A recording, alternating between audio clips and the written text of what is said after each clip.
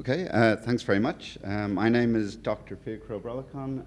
I've just finished a Marie Curie research project on assistive technologies. Now I'm with a project on InBots, which is looking at developing inclusive robotics for a better society. So in this discussion, I'm going to basically briefly talk about ethics, particularly ethics of technology, particularly for people, the elderly, people in palliative care, people who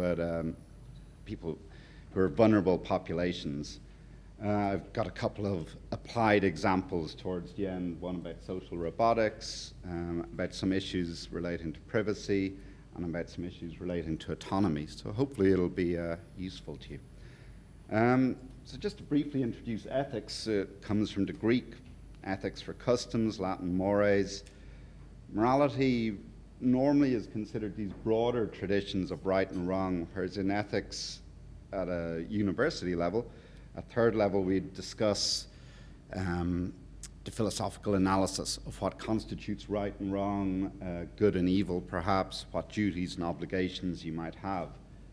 The idea is to build and evaluate arguments about issues, situations, and sometimes character in order to establish principles of right and wrong or how we ought to act in specific situations and in general.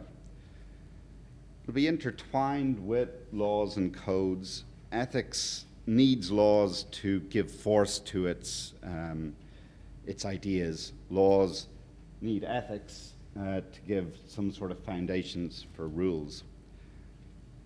Within the philosophical discipline of ethics, there's three broad areas. There's descriptive ethics, normative ethics, and meta-ethics.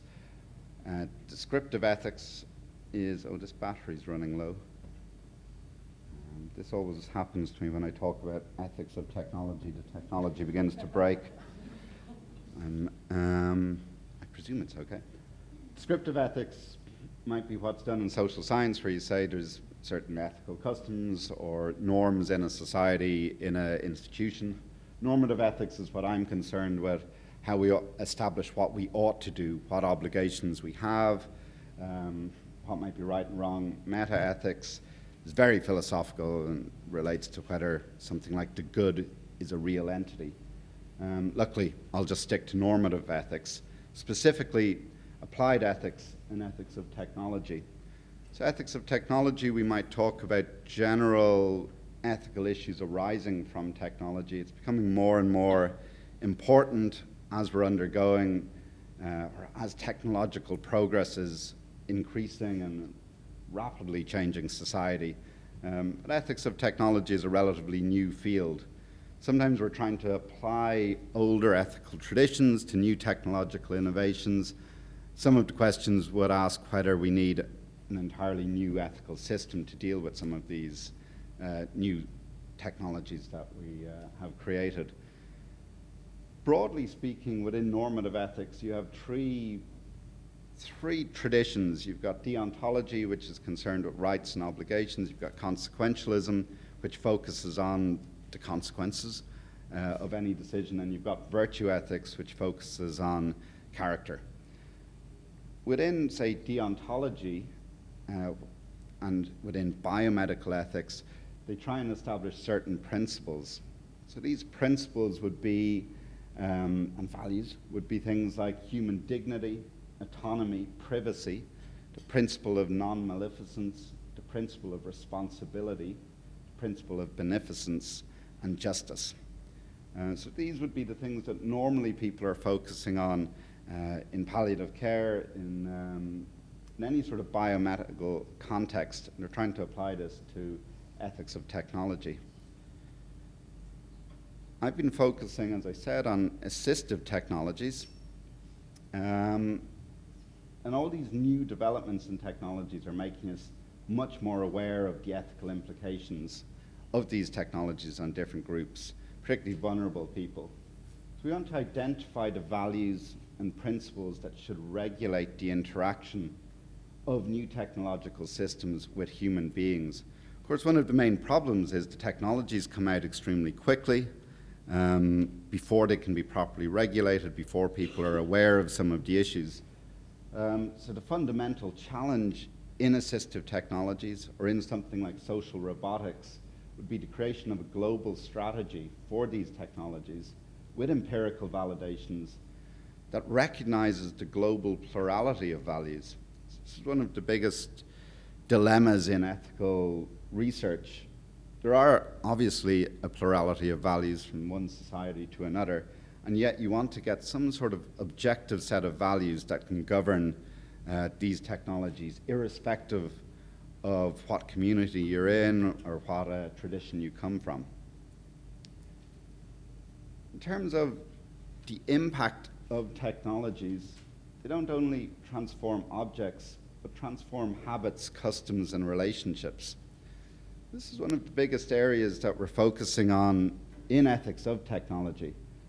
When it comes to evaluating the technologies that get financed, we'll have arguments over what sort of things should be prioritized. Should it be health, or should it be the climate, or whatever? Then when you get to the market, what priorities have been chosen become very important.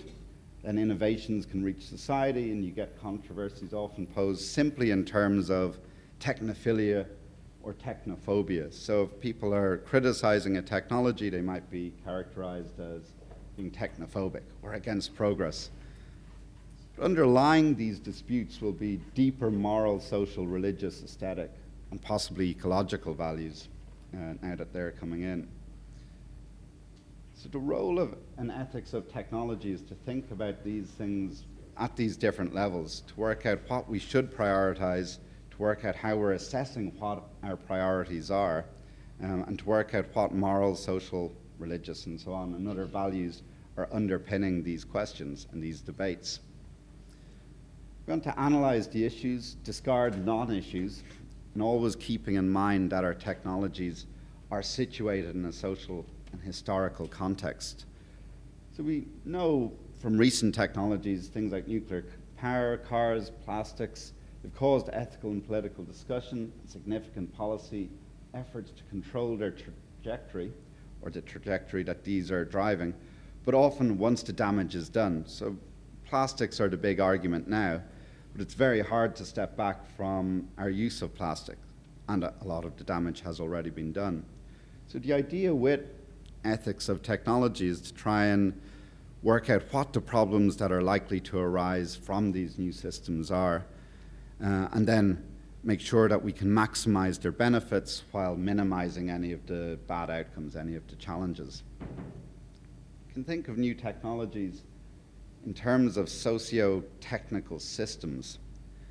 And these systems, rather than thinking about them just as individual technologies, it can be useful to think about the systems that they're creating, as these systems will change our society, change our habits, change how we interact.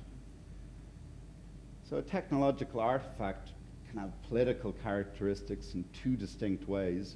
One, when their design and invention is intended to become a means to reach an end. So we design threshing machines to reach the end of being more efficient in farming.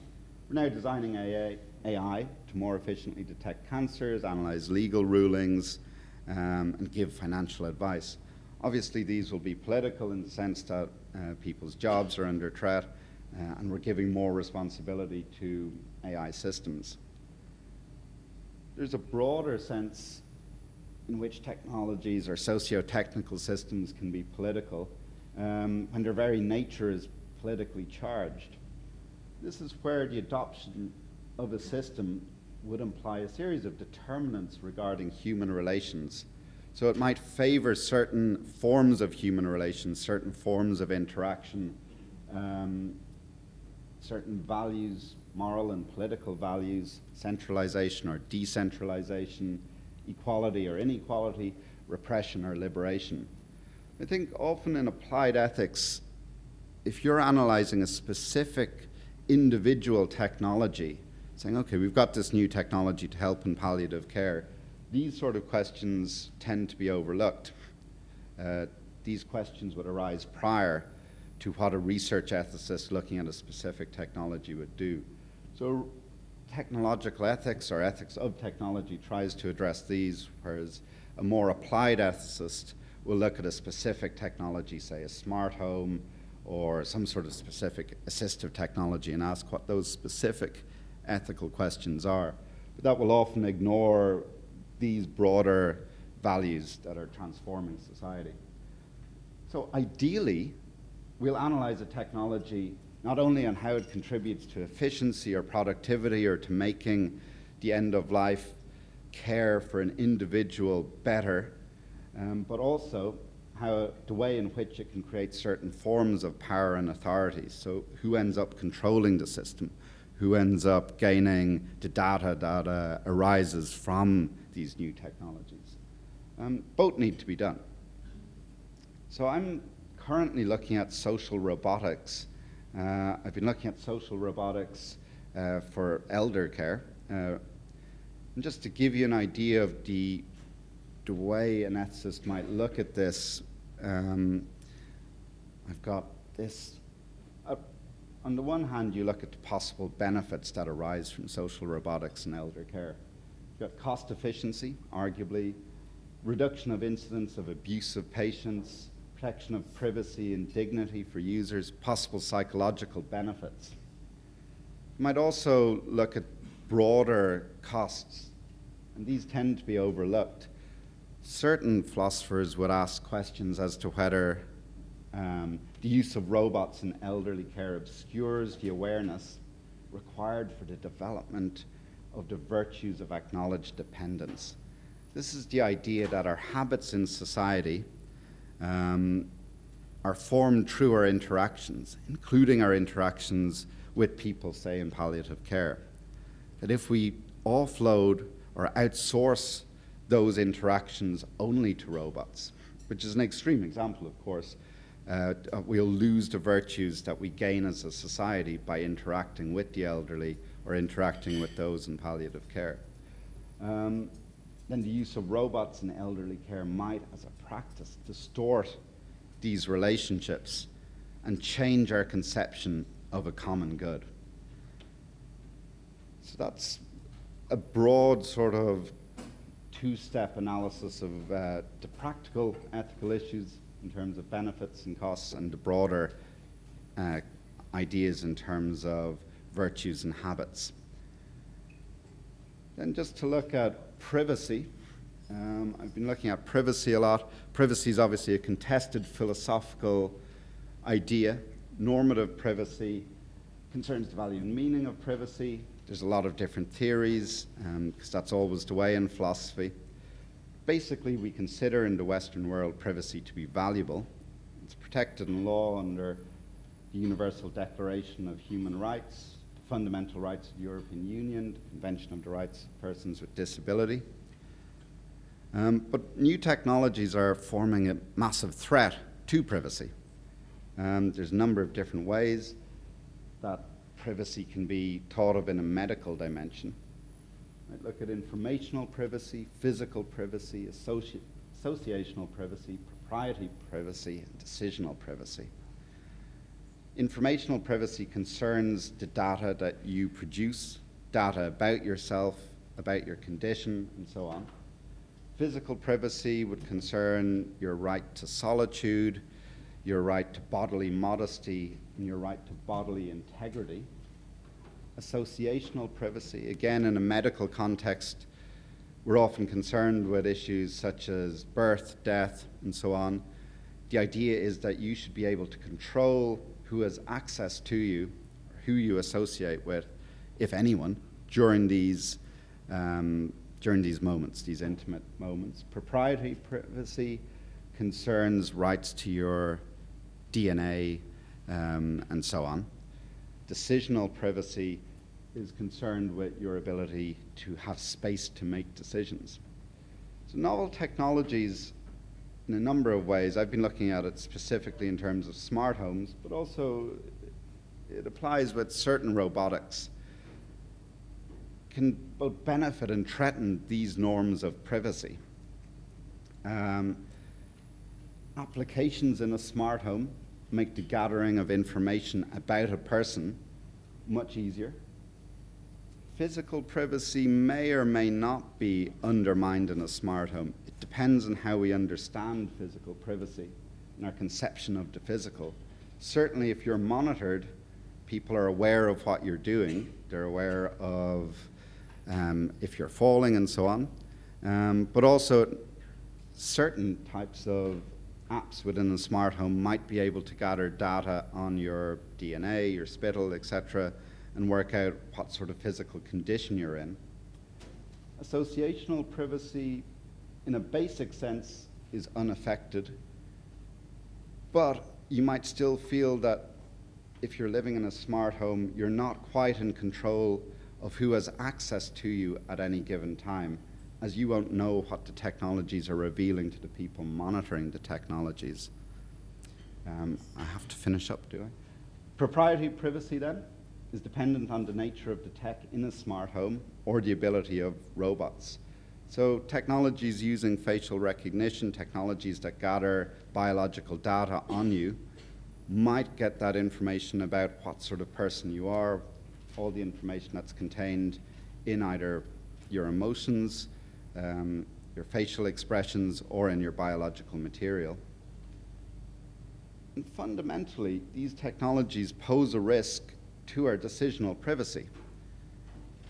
This can be good in the sense that it might promote agency of people, say the elderly or people with intellectual disabilities, in the sense that people can be nudged to act in certain ways, to take medicines at a certain time. The trick is to manage the line between promoting their agency and undermining their agency. If you gather enough data on a person, on their likes and dislikes, if you have their informational privacy, you can undermine their autonomy, as people are much more easily manipulated if people have data on them. So the trick for these new technologies is to get that balance between protecting privacy but promoting agency and autonomy and not undermining it. And I'll leave it at that. Thank you very much.